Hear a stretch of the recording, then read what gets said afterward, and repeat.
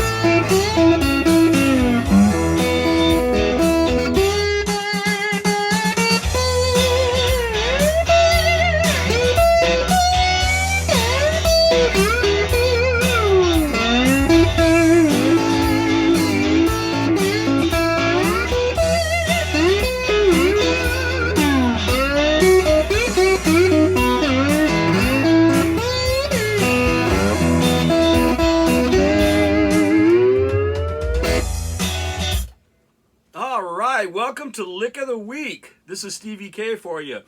I've been recently encouraged to do a little disclosure about slide guitar.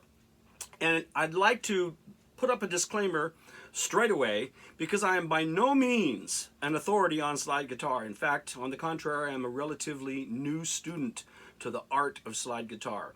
But I'm having a ton of fun with it. And let's start off trying to have a little fun by looking at a couple of the fundamentals. I got the guitar tuned to open E, which is going to be an E note, a B note, an E note, a G sharp note, a B note again, and an E note. This is E major.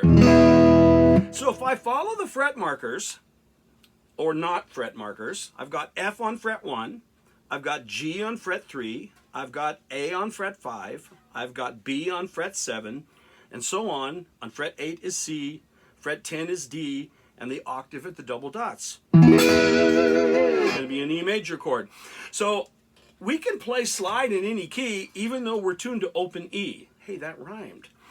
So as you noticed when I opened up this session, I had a track that was a very simple, straightforward 1-4-5 type of a blues. And I was doing a combination of single note maneuvers and little chordal double stops with 2 or 3 notes at a time. Let's talk about that for a minute. If we're doing single note lines, we do not have to keep the slide bar itself parallel to the frets because we're just touching one string at a time. I can tilt it, I can have it at an angle, whatever's comfortable. If I want to reach up high, I'm going to need to be at an angle. Can't keep it parallel up here because it just won't work. But if I'm going to be doing double stops or chordal moves, then I do have to keep parallel to the fret bar.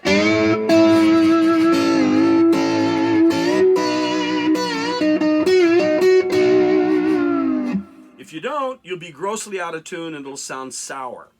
Another thing to note, my right thumb lays on the string bed and mutes unwanted pitches and jangle. By using thumb and forefinger and the side of your thumb resting on the strings you're not playing, you get a much cleaner sound and not so much jangle. Now, there's a time for jangle. There's a time for doing this. That's a certain sound, a certain style, and a certain mood. But if you want to play blues lines like a blues singer, and you want to reach for the penultimate pitch and delay it as long as possible, things like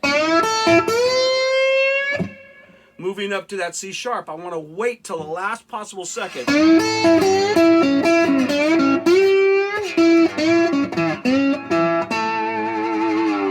And if I'm playing across that bar, I want to keep the slide parallel.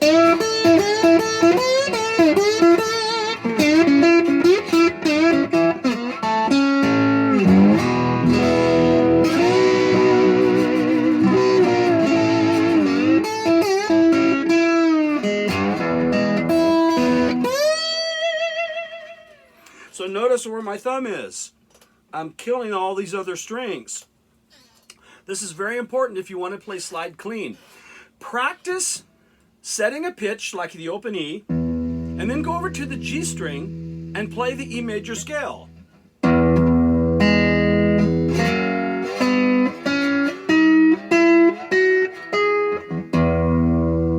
Do it on the B string.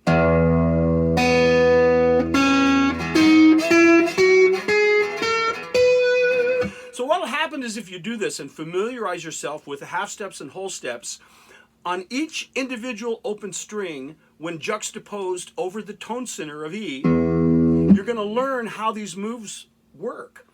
You don't have to look at the neck to do it. You can follow your ear. The more you look at the neck, the less you pay attention to the pitches your ear is trying to discern for you. So slide guitar is a very pitch sensitive skill. And that's where the fun is. Think like a blues singer. Delay finishing the line. Put on a fat vibrato.